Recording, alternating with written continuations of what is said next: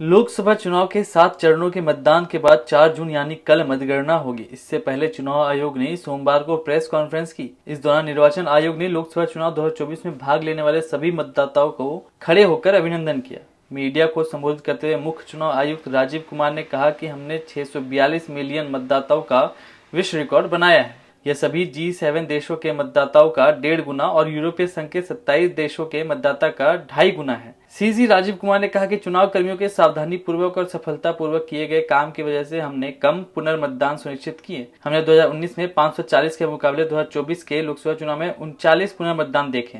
इसमें भी 39 में से 25 पुनर्मतदान तो सिर्फ 2 राज्यों में हुए। उन्होंने इस बात पर भी जोर दिया कि उन आम चुनावों में से एक है जिसमें हमने हिंसा नहीं देखी। यह हमारी 2 साल की तैयारी का परिणाम है।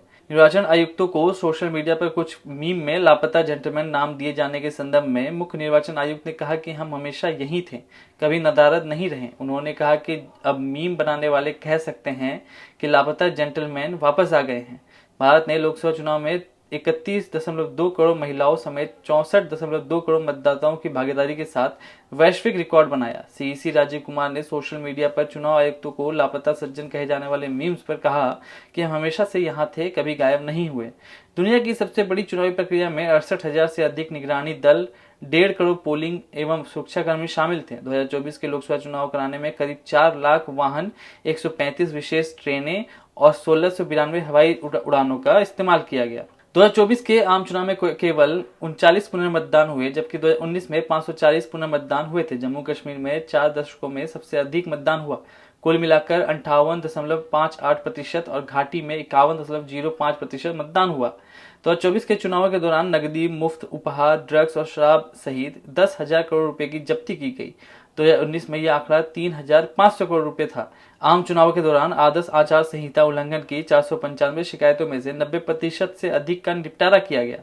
चुनाव प्रक्रिया को सुचारू बनाने के लिए चुनाव आयोग ने शीर्ष नेताओं को नोटिस जारी किए, कई के खिलाफ एफआईआर दर्ज की गई और शीर्ष अधिकारियों का तबादला किया गया। आचार संहिता के दौरान सभी विकास कार्य रुक जाते थे। चुनाव आयोग ने 95-98% परियोजनाओं में आवेदन के 48 घंटे के भीतर अनुमति दी। लर्निंग फॉर अस।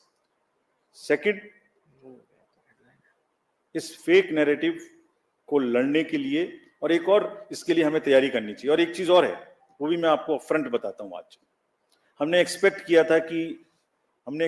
था कि ये देश की सीमाओं के बाहर से ये अटैक होंगे। हमने सोचा था, उसके इंतजाम हमने कर लिए थे। नहीं हुआ। मैं टेक्निकली बता नहीं सकता क्या इंतजाम किए थे, बट हमने इंतजाम कर लिए थे, लेकिन अपने में ही हो गया। फिर आप कहेंगे कि फिर मैंने इस पे भी कुछ लिखा था, कहे तो मैं सुनाता हूं। आजकल इल्जामातों का दौर बुलंद है, तलखियों का बाजार गर्म है। आजकल इल्जामातों का दौर बुलंद है, तलखियों का बाजार गर्म है। पंच को पहले ही घेर लो यानी पेशबंदी। जो एम्पायर है उसको पकड़ लो पहले से, पेशबंदी कर लो जिससे वो बोल ही ना पाए। पंच को पहले ही घेर लो यानी पेशबंदी। मंजूर है इल्जाम लगाओ हम पर, शर्त इतनी कि साथ में सबूत भी हो। कैसे हमने 17C बदल दिया, कहां डाटा बदल दिया, कौन सी मशीन में बदल दिया, कौन सा रोल खराब हो गया, कहीं तो एक जगह का नाम बताओ ना भाई। तो बात करेंगे फिर आगे। मंजूर है इल्जाम तो लगाओ मगर शर्त इतनी कि साथ सबूत भी हो। गोया कोई तो बात है, हर बार मुद्दई वही, कचहरी वही, गवाह कोई नहीं।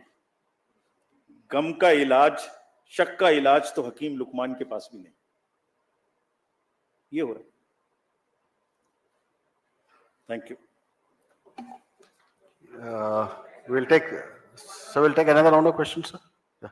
Okay, just the gentleman in the green shirt in the middle.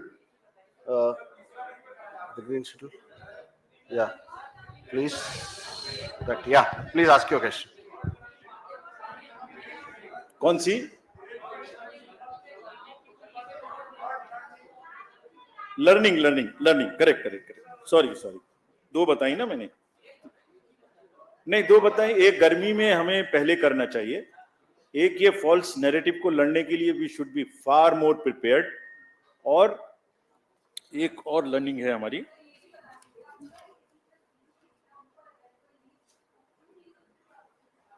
क्या बोल, दोबारा बोलिए। कहा सब कुछ वोटर ऐप पे अवेलेबल था एक्सेप्ट कि एसी प्लस पीसी का जो डेटा था वो सबसे ऊपर नहीं दिख रहा था, तो इस पे भी सवाल उठेगा कि क्यों नहीं दिख रहा था। बता देता हूँ, ये भी बता देता हूँ आपको। अच्छा है आपने ये भी पूछ लिया।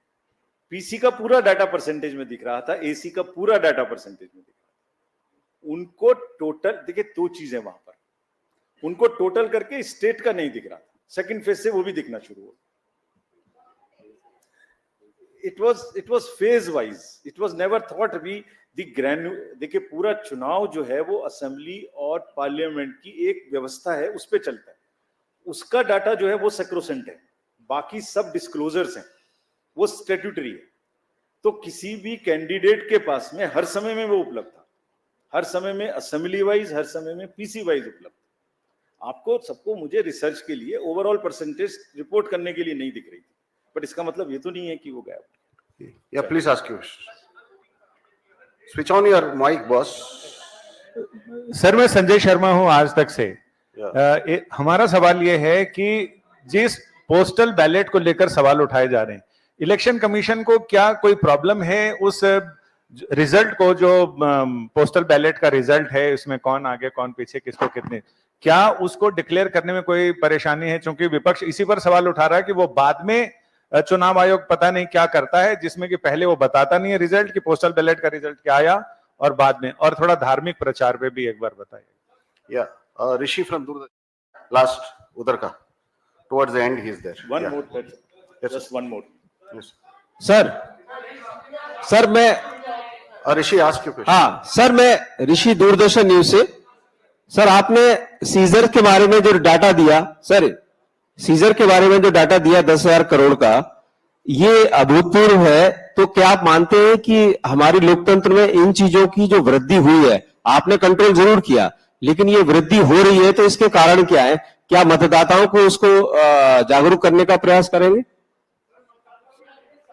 ये फ्रंट रो में डार्क शर्ट इनको दे दीजिए। ये दिस जेंटलमैन, हाँ जो है। Hello hello, please talk only when you get the mic please, let's observe some discipline here. या प्लीज सर नीरज हूं नेटवर्क 18 से। आपने पोलिंग परसेंटेज डेटा के ईवीएम से जुड़े जो सवाल थे, जो सवाल खड़े किए जा रहे थे सुप्रीम कोर्ट के आदेश के बाद, उस पर संदेह फिर खत्म हो गया। लेकिन ईवीएम वोटिंग टर्नआउट पे सवाल ये नहीं था कि बढ़ाया गया, लोग कह रहे थे पॉलिटिकल पार्टीज के लोग या बाकी लोग, लेकिन ये संदेह जरूर खड़ा हुआ था कि आखिर इतनी देरी क्यों हो रही थी। आपके सिस्टम में कहीं लूप होल्स थे, चाहे वो आरओ के लेवल पे हो, डिस्ट्रिक्ट के लेवल पे हो, उन्होंने देने में देरी क्यों? क्योंकि आपकी तरफ से आधिकारिक तौर पे जो जारी किया गया वो रात के 11 बजे तक जो अपडेट किया, और उसके बाद सीधे पहले फेज का 11 दिन बाद, दूसरे फेज का 4 दिन बाद, और अभी तक फाइनल डेटा लास्ट फेज के भी आधिकारिक तौर पे नहीं दिया गया। आप वोटर टर्नआउट का जिक्र कर रहे थे, अगर वोटर टर्नआउट का जिक्र कर रहे थे तो फिर उस पे छोड़ देते, अपनी तरफ से नहीं देते। अगर अपनी तरफ से दे रहे थे तो फाइनल डेटा देते। सवाल ये नहीं कि आप बढ़ा रहे हैं, लेकिन सवाल ये जरूर है कि सिस्टम में लूप होल्स हैं। चलिए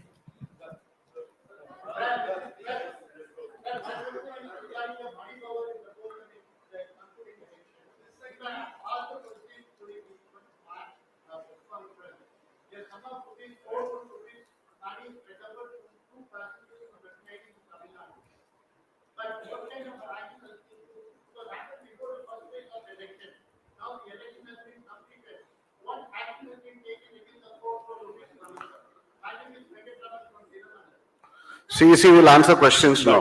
Please hold on. So now let me answer this last batch of questions.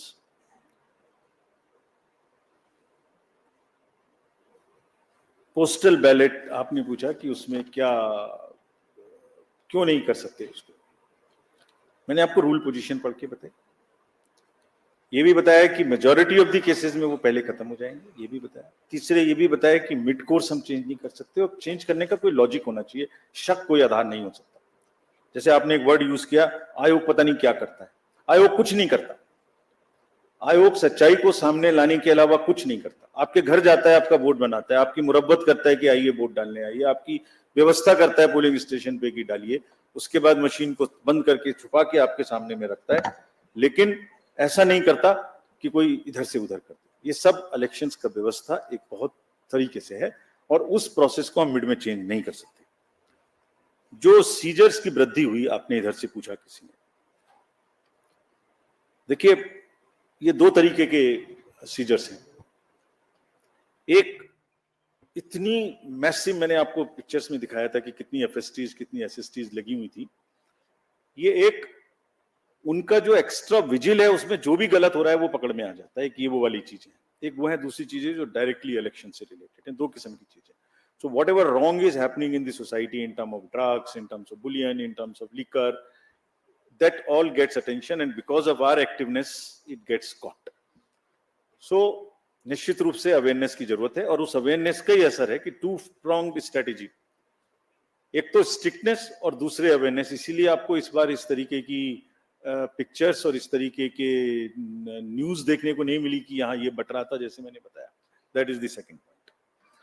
Friday की जो बात आपने कही और मंडे की, ये बिल्कुल सही है। जैसे मैंने कहा कि ये भी एक लर्निंग का पार्ट है कि इलेक्शंस गर्मी से थोड़ा पहले होने चाहिए और फ्राइडे और मंडे को भी नहीं होने चाहिए, क्योंकि बहुत लंबा ब्रेक मिलता है।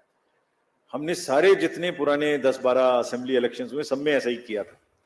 ये इतनी बड़ी एक्सरसाइज है, कभी त्योहार है, कभी छुट्टी है, कभी सीबीएसई है, कभी फोर्स का मूवमेंट है, हम नहीं कर पाए। लेकिन थ्योरेटिकली बात सही है कि हमें ये करना चाहिए। नमस्कार। और आप हमसे जुड़े रहने के लिए सब्सक्राइब करें YouTube पर, फॉलो करें Twitter पर और लाइक करें Facebook पर। और ज्यादा जानकारी के लिए आपको